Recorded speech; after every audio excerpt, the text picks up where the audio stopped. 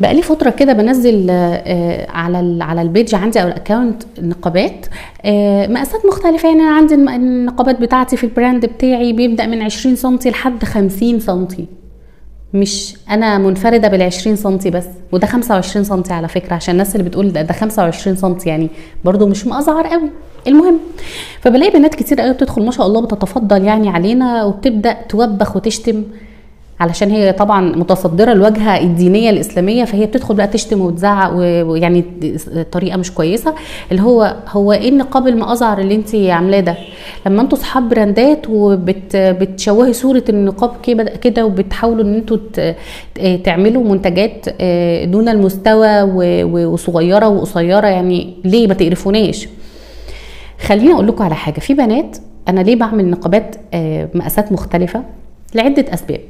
اول حاجه، في بنات اصلا وشها صغير وهي صغيره ورفيعه، او لابسه النقاب وهي صغيره في السن، فالنقابات الكبيره بتلخمها وما بتعرفش تتنفس منها وما بتعرفش تتحرك، فبدل ما يكون نعمه تحمد ربنا عليها بقى نقمه بيعوقها في حركتها وفي لبسها وفي خروجاتها وفي كل حاجه، حتى في شكلها العام.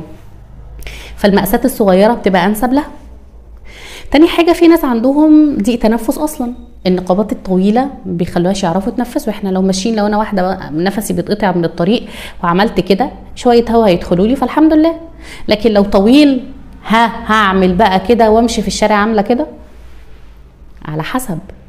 في حوامل ما بيقدروش وقت الحمل، وفي كتير اعرفهم قلعوا النقاب وقت الحمل، فبيبقى عايزين ييسر لهم الموضوع شويه.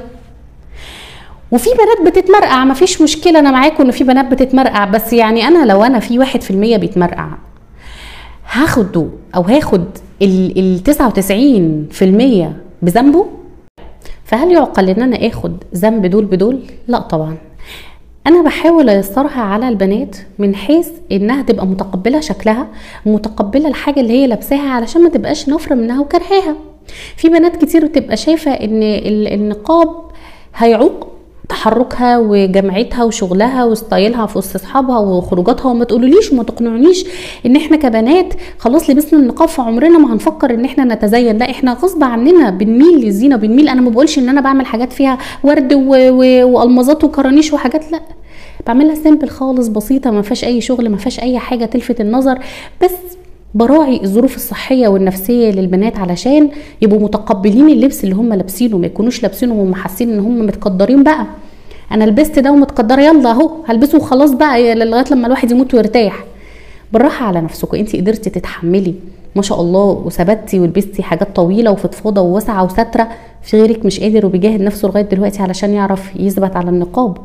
ما تجبريش غيرك انه يبقى بنفس قدره تحملك، علشان احنا مش انتي وانتي مش احنا. فقبل ما نطلع كلمه من بقنا نحاول نفهم الكلمه دي رايحه فين وبتعمل ايه، وممكن بيها تثبتي عزيمه اجدع بنت هي فاكره ان هي عملت مجهود علشان تثبت على النقاب، وبكلمه منك حسيتيها ان هي ولا حاجه. ايه يعني انت عملتي ده؟ انت حتى مقصره، فعمرها ما هتحاول تثبت، ولا عمرها هتحاول تبقى حتى مكانها في المكان اللي هي وصلت لها في النقاب او في الزي الشرعي.